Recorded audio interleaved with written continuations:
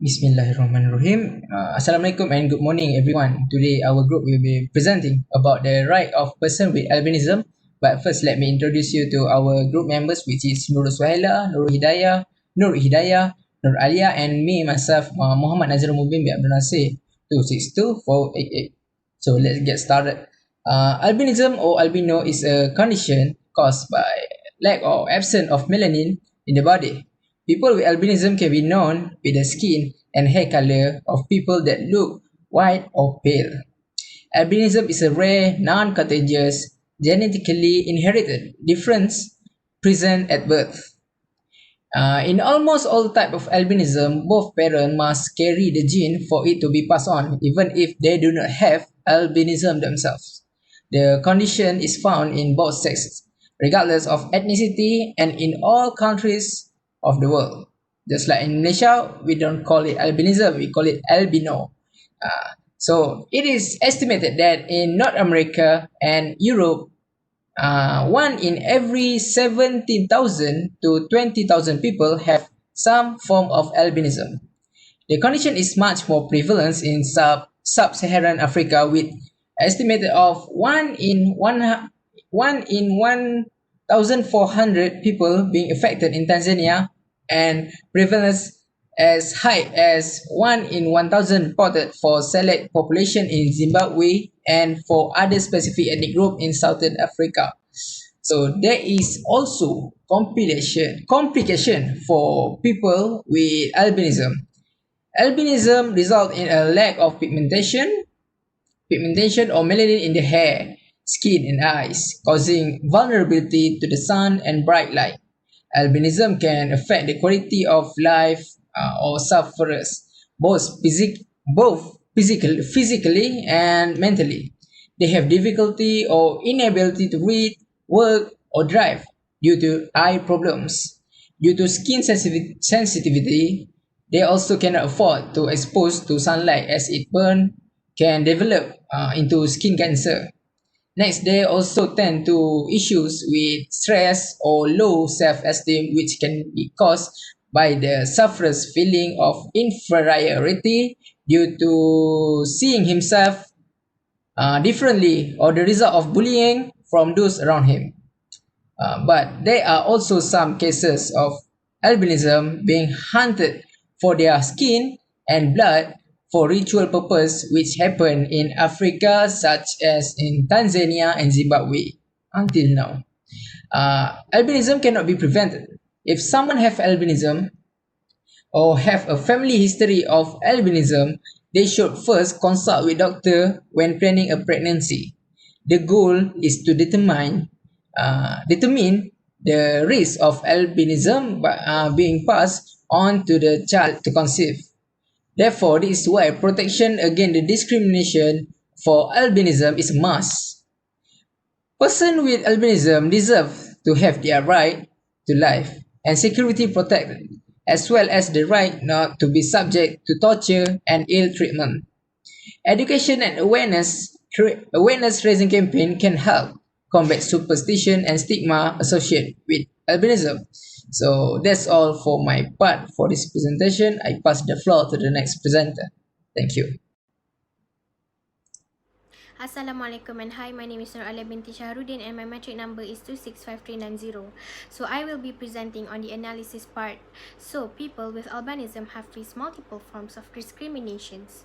People with albinism have been misunderstood socially and medically from all around the world. They are also considered as person with disability because of the associated visual impairments and skin cancer due to their paler complexion. The discriminations faced by people with albinism includes in medical, education, social exclusion, and worse, they can be killed and their organs being harvested. According to the United Nations, in the past decade, there are hundreds of cases of albino attacks and killings identified in 28 sub-Saharan African countries. So why is this still happening? This is due to the various discrimination, so they are being targeted as false assumption and misconception that encourages dehumanization and social isolation motivated by superstition. Hence, there are many human rights declarations and conventions to protect the people with albinism worldwide. So first is the Universal Declaration of Human Rights, UDHR. It is a document that lays out all the basic and fundamental human rights for every person and implies to the state and international community to assure the rights. Article 2 in the UDHR laid the foundation for human rights reinforced in subsequent international, regional, and domestic charters. How can people with albinism be protected by this article? This is because of the other status mentioned in the article, so they fall under it. This article protects the life and liberty and also the security of a person against inhuman and degrading treatment. Thus, Article 2 provides just for the people with albinism in terms of standard living adequate for their health, well-being, including medical care and social services, and will also give them voice. Second is the International Covenant on Civil and Political Rights, ICCPR. Article 2, Paragraph 1 of the ICCPR stated that every state party must ensure to respect and recognize without any distinction to all persons within its territory and subject to its jurisdiction. This means that the government of the state should bring public awareness campaigns about albinism and to recognize the rights of the people with albinism. Then, Article 6 and Article 7 in the ICCPR enacted to the right to life and prohibition of torture and ill treatment to every human being.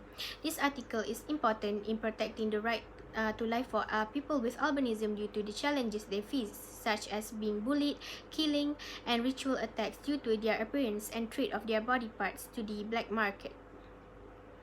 Third is the International Covenant on Economic, Social, and Cultural Rights, ICESCR. Article 2, Paragraph 2 of this covenant stated that all persons without discrimination of any kind, including disability, shall enjoy the economic, social, and cultural rights granted under the covenant.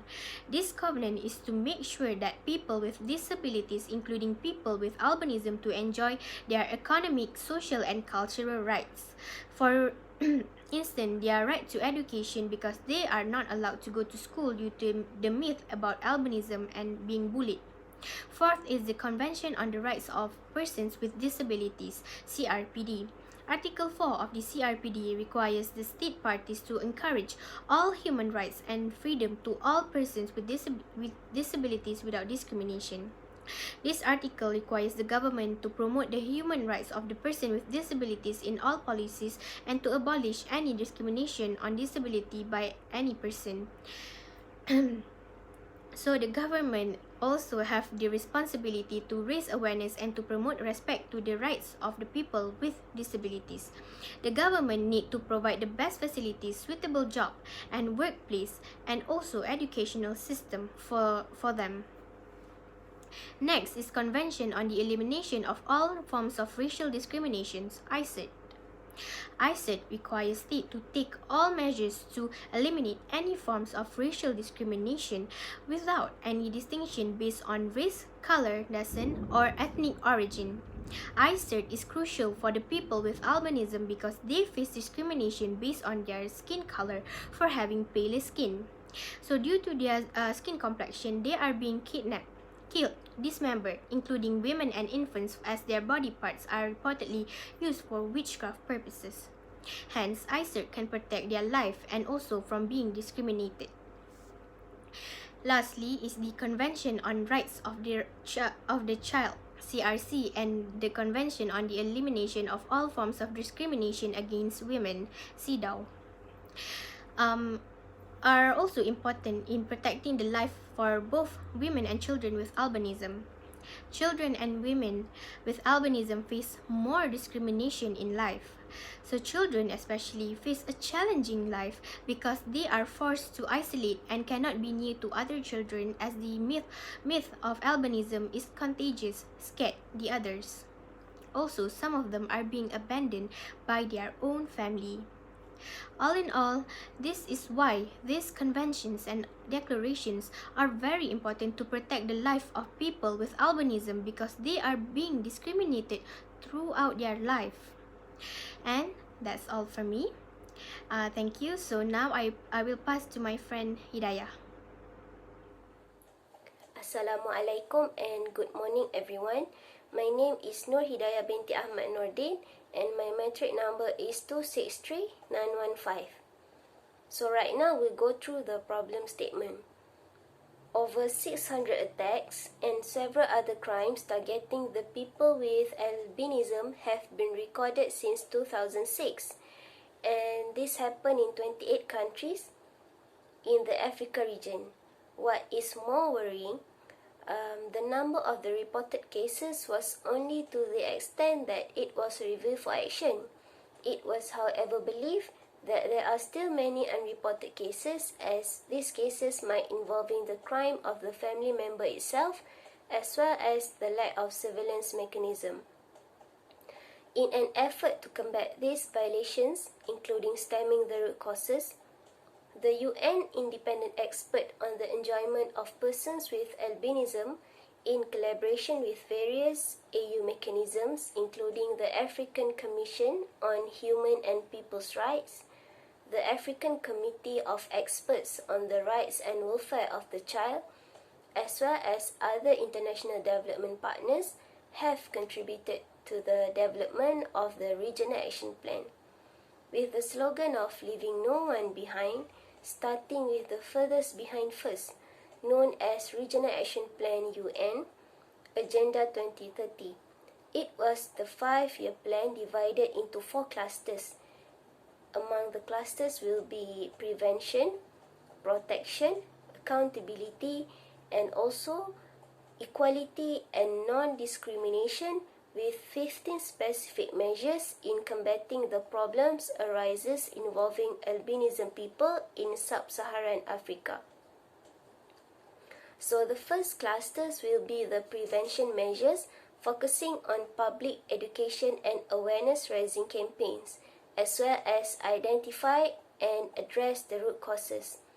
Among the ideas on how to make this approach succeed is through the creative use of media, involve faith-based organizations and traditional healers, family members and persons with albinism.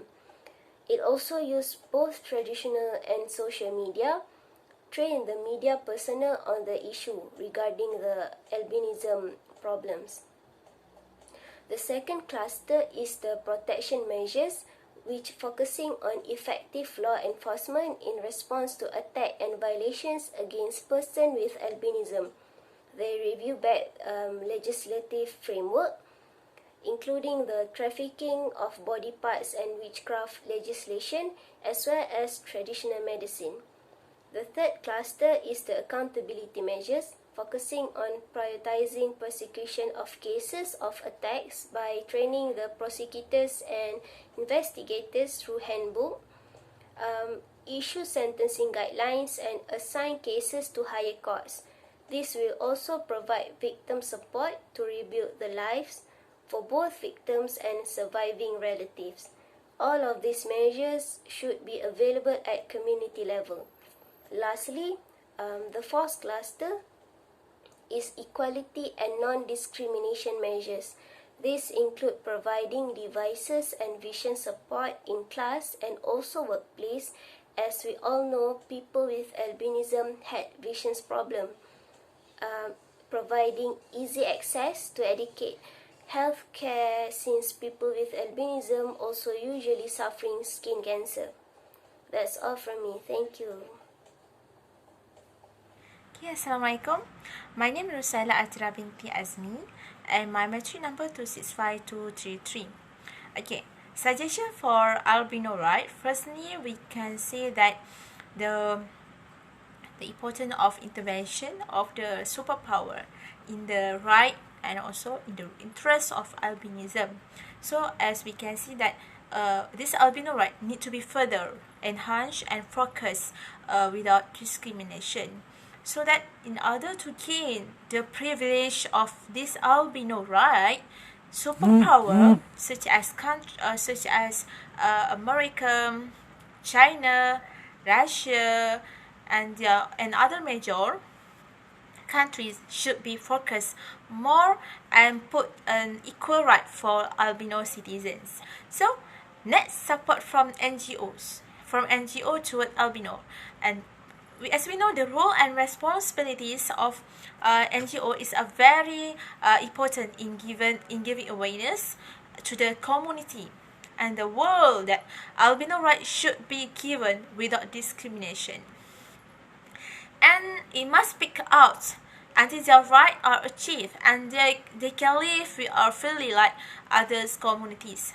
So NGO should provide guidance in the form of self-awareness, counseling, psychology, and self-defense. So all this to improve more excellent in self-awareness, communication, self-training, and also others effects on the albino right. For example, and suggest we recommend that in the form of drill, in terms of periodic, they have target in the short and also in long term. For example, we can see that to see the short term, the victim should be given 1 or 2-3 months to change negative to positive fact, so that if the victim has changed, so the long scale is given to the victim. For example, in terms of self-awareness, communications, and self-defense training for a year or more. So from that, we can see that we can see the progress of victim albino itself. And then next suggestion is all about, which is public awareness, which is they have a campaign, public awareness campaign. So from that, to overcome the problem that face to the albino, the community out there should to be, what we can say, should to be aware in terms of anything information that faced by albino. Besides, for example, we can know what is their fears, their worries, and also in terms of freedom and movement. So this campaign not only made at the national level, but also it can made in international level. From that, we can see that to implement a more proactive and aggressive form of campaign. Last point, which is we can create a shelter or welfare home to them. We think that it is a very important because because it's very important for the placement of children albino that who have lost their parents because of the human interaction that not civilized. So this welfare home should be have all what we can say all facilities, such as in terms of educations, in terms of help, counseling, and others. So this facility is expected to reduce the burden that faced by albino, and at the same time it make them happy and can be freedom like other people. And to conclude that, people with albinism, they have faced many forms of discrimination throughout their life. So we as human being, we as individual, everyone should educate and care about them, to not discriminate them, as we know that they are being bullied and they are being their body part sold to the black market for ritual purpose. From that there are several international level or regional convention plans to protect them, to protect their rights from discrimination. Okay, that's all for me. Thank you.